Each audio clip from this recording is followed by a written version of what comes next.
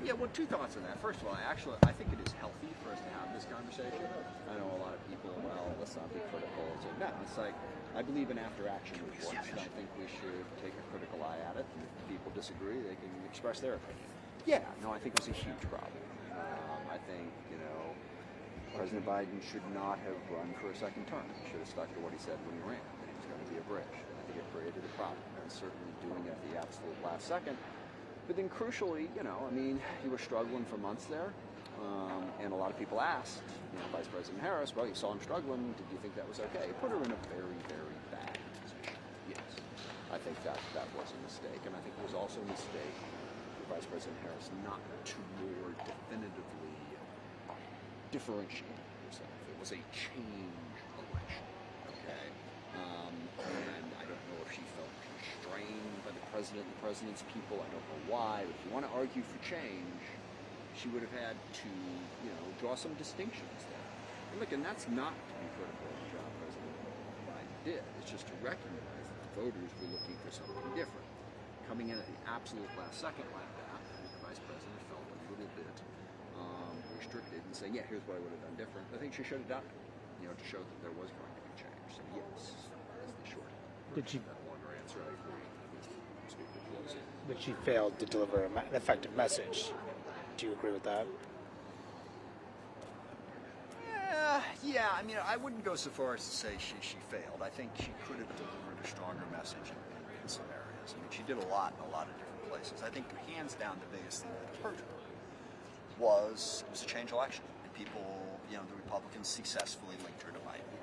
And 4 years, and rightly or wrongly, it was unpopular, and she didn't draw enough of a distinction between that. So ultimately, that message didn't work. And sorry, I'm sure you probably asked this, but Pete Hegseth for Secretary of Defense, is a good idea?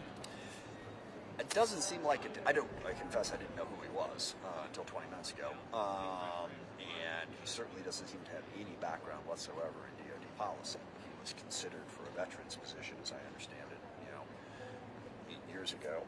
And he has done some work with some vets group, I forget the name of it, variety of different ones, but he does not seem to have any specific experience on defense policy or DoD policy, and that's concerning. But why is that concerning? Spell out your concerns. Why would it, obviously you want someone to know policy, but what are the impacts of that? Yeah, well, we have a number of different, one of the biggest impacts, and it's something that we actually have bipartisan agreement on, at least between Chairman Rogers and I. The Pentagon needs to be better at innovation, better at adapting new technologies more quickly. The procurement process, the acquisition process is incredibly slow. All right, and there's layers upon layers upon layers of why that is.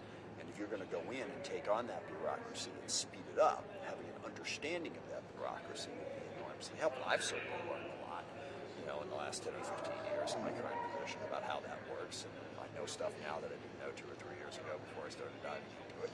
So lack of experience to make the Pentagon bureaucracy, work better is a concern. Second, we got a lot of irons in the fire at the Middle East, with our partners and allies in Asia, with the folks, helping out Ukraine. I see no evidence that this person has any relationships whatsoever with our overseas partners. How's he going to do in working on the various coalitions that we have? Again, zero relationship, zero experience in that issue. So, enough? Sir, you're in the House. Your colleagues over in the Senate will be doing